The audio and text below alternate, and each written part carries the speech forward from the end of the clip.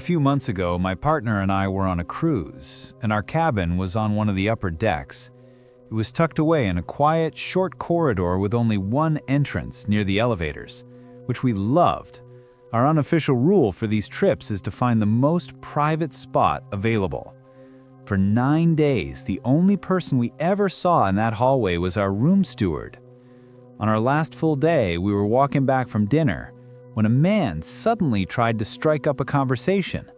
He didn't seem drunk, just aggressively friendly, and he would not take a hint. We went from polite to distant to finally just trying to walk away, but he matched our pace, talking nonstop, asking if we wanted to go to the comedy club or the pool. It didn't feel like he was hitting on us, more like he was desperately lonely. Eventually, we managed to lose him at the elevators.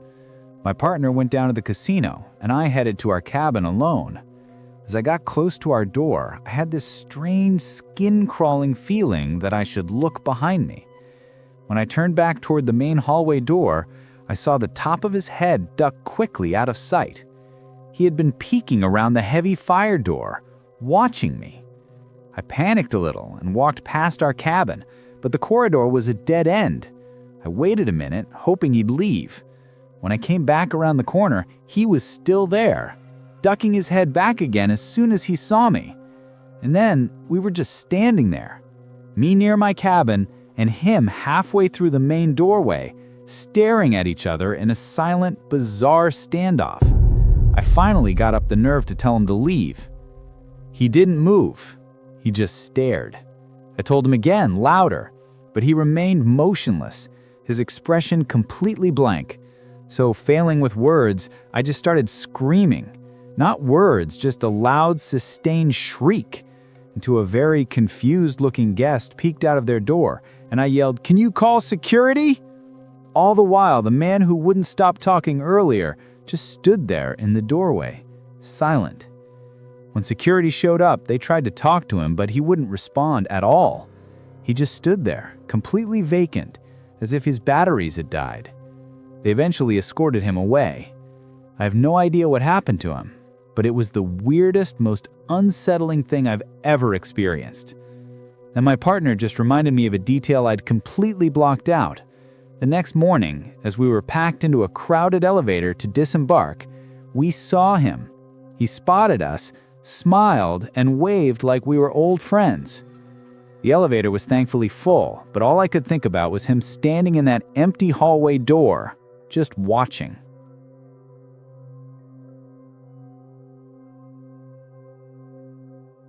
I decided to take my first solo vacation after a long-term relationship ended. A 10-day cruise seemed like the perfect way to explore new places while having the safety of a floating hotel. As a photographer, I was fascinated by the ship itself, a self-contained world on the open ocean. I spent my days with my professional camera, documenting the lives of the thousands of people on board. It was through my camera's lens that I first realized I was being watched. On the third day, I was shooting the sunset when I noticed that the same crew members seemed to be everywhere I went. At first, I wrote it off as a coincidence, but as the days passed, it became a pattern. Subscribe. The man, who wore the standard white uniform of a deck steward, was always nearby, engaged in some plausible task. When I went to the pool deck, he was cleaning tables. In the ship's library, he was arranging books. I started testing my suspicion, deliberately changing my routine. Every time, within 15 minutes, he would appear. When our eyes met, he would offer the polite, practiced smile of service staff, but there was an intensity behind it that made me uneasy. My one firm rule for traveling alone is to always trust my gut, and my gut was screaming. On the 6th day, I confronted him, my camera still in my hand. I mentioned that I'd noticed we seemed to be on similar schedules. His reaction was telling. A flash of panic crossed his face before the professional smile returned. He gave me a rehearsed excuse about working in many areas of the ship. My confrontation only made him bolder. That night, I saw him standing outside the dining room where I was eating, just watching. I reported my concerns to the guest services desk.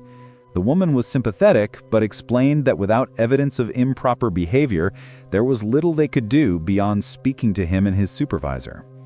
That night, I woke with the certain knowledge that someone had been in my cabin. Nothing was missing, but my belongings had been subtly rearranged. My camera bag had been moved from the desk to the chair. The ship's security officer who responded was thorough, but found no signs of forced entry. He promised to check the security cameras for my corridor, but the news wasn't reassuring. The cameras had experienced a technical malfunction during the exact hours the intrusion would have occurred, and the crew member had a verified alibi. That evening, I laid a trap. I announced loudly to no one in particular in an elevator that I was going to a show in the main theater, but instead, I went to the library and hid. 15 minutes later, he appeared, systematically searching the room for me. He was hunting. On the final night at sea, I heard what sounded like someone trying multiple key cards on my door lock. I looked through the peephole and saw him, now dressed in maintenance coveralls, trying a ring of access cards on my door. I immediately called security, but instead of ship officers, his supervisor appeared in the hall, had a brief, quiet conversation with him, and they both left. 20 minutes later, there was a knock on my door. Through the peephole, I saw two men in security uniforms I didn't recognize. "We need to speak with you about your complaints," one said. Something was wrong. I called the official security office directly from my cabin phone. They had dispatched no one. I was trapped. I barricaded the door with furniture and used the satellite device I carry for emergencies to call for outside help, explaining that I was being stalked and that people impersonating security were trying to enter my cabin. While I waited, I used my camera to document everything I could see through the peephole. The fake officers were joined by the man and other crew members. Around 2 a.m., I heard the sounds of a confrontation in the hall, raised voices, a struggle. When I finally opened my door an hour later, I was met by the ship's head of security and the captain. Subscribe. They had uncovered a criminal operation involving several crew members who were targeting solo female passengers. They had access to manifests, cabin assignments, and security protocols. The man and 5 others were arrested when we reached port. I learned I wasn't the first woman they had targeted, just one of the first to recognize the pattern and document it so thoroughly they couldn't dismiss it. My camera, the tool that first made me a target, became the evidence that finally stopped them.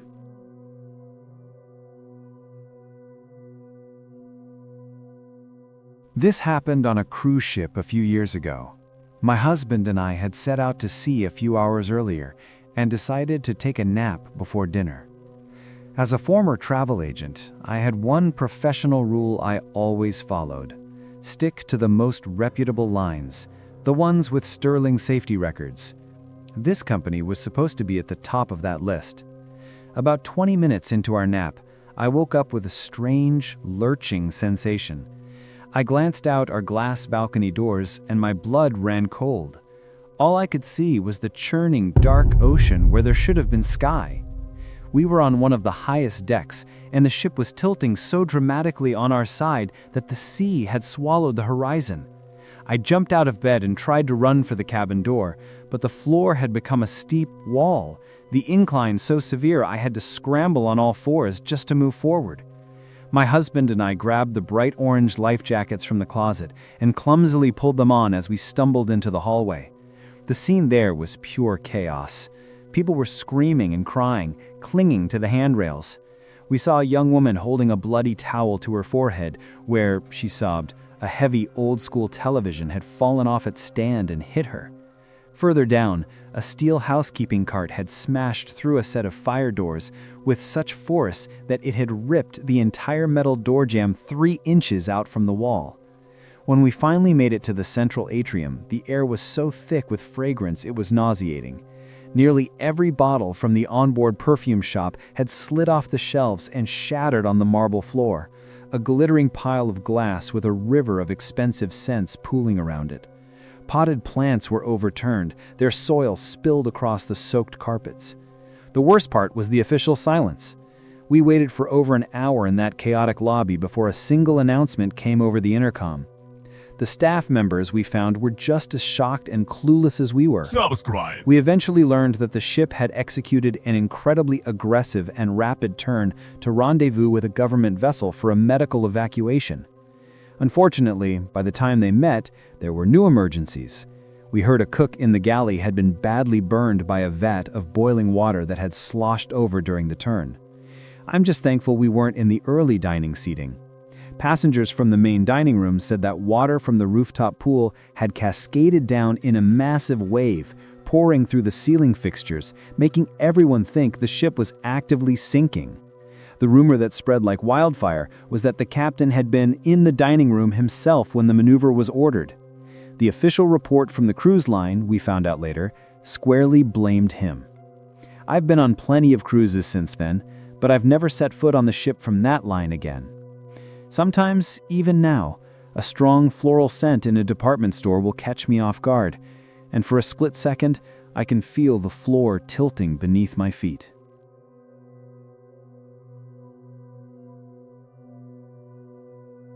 The adults-only quiet pool on the top deck was supposed to be the easiest lifeguard assignment on the entire ship. That's what my supervisor told me when I was hired, fresh out of getting my water safety certification. Most passengers who used that pool were older, preferring the peace over the chaotic main pools below. My one and only rule was to keep the chemical storage room locked at all times. It was company policy and just common sense. For the first 2 weeks of that voyage, everything was predictable. Then things started getting weird when I noticed a woman I'd never seen before, her face obscured by oversized sunglasses and a wide-brimmed hat, constantly circling the pool deck. She never got in the water, but she would always slow down near the storage room, glancing at the keypad lock on the door before looking away. That evening, I saw her speaking in hushed tones with one of the veteran pool attendants. He kept looking around nervously, and at one point, he showed her his master key card before quickly putting it away. Subscribe. The next morning, I arrived early to check the chemical levels and found the storage room door slightly ajar, a clear violation of my primary rule. Inside, tucked behind some supplies, I found several small, empty prescription bottles. They belonged to different elderly passengers I recognized from the pool. Sleeping pills, anti-anxiety medication. These weren't things someone would just forget. The pieces started forming a picture I didn't want to see. I carefully photographed the bottles with my phone, put them back, and locked the door. That afternoon, one of the women whose name was on a bottle arrived for her swim, moving slower than usual, her eyes glazed. She stumbled getting into the water, and I had to steady her. She told me she'd been feeling unusually drowsy and that she'd woken up to find her pearl necklace on her nightstand instead of in the safe, where she always kept it. A chill went through me. Someone was using the medications to incapacitate guests and steal from their rooms. The woman in the hat appeared again, this time with a man. They sat at a table, pretending to read, but their eyes tracked every elderly guest. I followed the drowsy woman when she left, and by the time I got to her floor, I saw a housekeeping cart abandoned in the hallway. A moment later, the woman from the pool emerged from a supply closet, now disguised in a poorly fitting housekeeper's uniform, and pushed the cart toward the elderly woman's room. I ducked into an alcove and called security, whispering that I'd seen someone suspicious impersonating staff. While waiting, I watched the fake housekeeper knock and use a sweet, clear voice to talk her way inside to check the ventilation.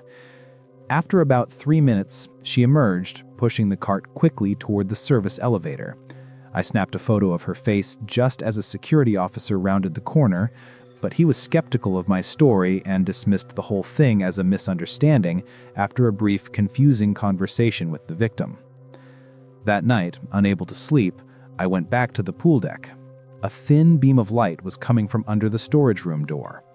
I creeped closer and, through a crack, saw the pool attendant, the woman, the man, and 2 others sorting through pills and counting cash.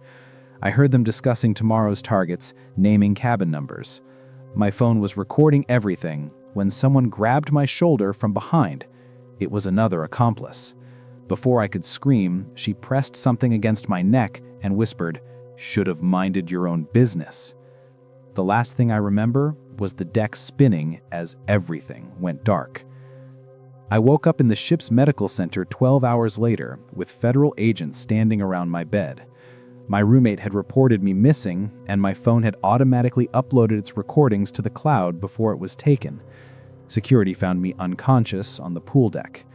The organized crime ring had been operating on cruise ships for months, but they had fled, leaving enough evidence behind for 7 crew members and 3 passengers to be arrested at the next port.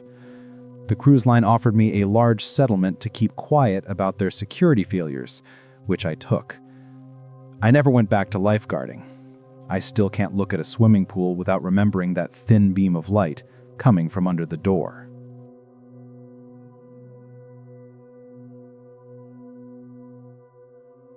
The music was loud, the drinks were strong, and for the first time in a long time, I felt free. My best friend had convinced me to take this trip after my divorce. "You need to remember how to have fun," she had said. Standing in the crowded lounge on the upper deck of the ship, I was finally starting to believe her. I'd spent 5 years in a marriage that had hollowed me out, and this cruise was supposed to be my chance to rediscover the person I used to be. Subscribe. My one and only rule for the trip was to say yes to new experiences, to not let the fear that my ex had instilled in me hold me back. That night, my friend and I were dancing, and for the first time in years, I felt confident and attractive. A man caught my attention, tall, charming, with an easy smile. He said he was traveling alone and bought us a round of drinks. My friend gave me an encouraging nod. He was attentive, funny, and made me feel like the most interesting person in the room. The attention was intoxicating. Around midnight, my friend got tired and headed back to our cabin. I decided to stay a little longer. The night was still young, and I was having more fun than I'd had in years. "I'll text you when I get back," I told her. That's the last thing I remember clearly. I have fragments after that. Him handing me a bright blue cocktail that tasted stronger than the others, the room spinning as we danced, his hand on my back guiding me somewhere. The next thing I knew, I was waking up deep in the ship, my head thick with cotton, my body aching. I was lying on a couch in what looked like a crew break room, still in my dress from the night before, but it was twisted and wrinkled. My underwear was gone. The room was small and windowless, lit by harsh fluorescent lights. I checked my phone. It was after 3 in the afternoon. I had lost almost 15 hours. The door opened and a crew member in a white uniform walked in, stopping short when he saw me. "You shouldn't be here," he said, his expression a mixture of surprise and annoyance. "This is a crew area." He told me I'd been brought there the night before, very drunk, and that someone said I needed a safe place to sleep it off. He led me through a maze of sterile, humming corridors I'd never seen before, back to the passenger decks.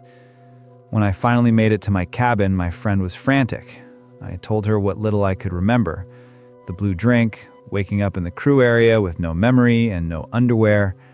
We went straight to the ship's security office. The officer took my statement and sent me to the ship's doctor. The exam confirmed what I already suspected. There were signs of sexual activity I had no memory of, and blood tests showed traces of a drug commonly used in assaults. The security officer returned with bad news. The cameras in the lounge had malfunctioned during the exact time I was with the man. "It happens sometimes," she said, but her expression told me she didn't believe it any more than I did. Over the next few days, I started hearing whispers from other women on the ship, similar stories of blacking out after accepting a drink, of waking up in strange places with no memory. On our last night, as we were packing, a note was slipped under our cabin door. It was typed on the ship's letterhead. It said, "Thank you for a memorable evening. Your friend is next." He was still on the ship, and he was watching us. We spent our final night barricaded in our cabin, taking turns staying awake. When we disembarked, I filed a police report, but the jurisdiction was unclear. The cruise line promised an investigation, but I never heard anything. 6 months later, I found an online forum for assault survivors on cruises. There were dozens of women with stories just like mine, a chilling pattern of charming men who vanished, malfunctioning cameras, and missing hours. I had gone on that trip with a rule to say yes to fun, but I learned that in the middle of the ocean, surrounded by strangers, the only rule that matters is the one that keeps you alive.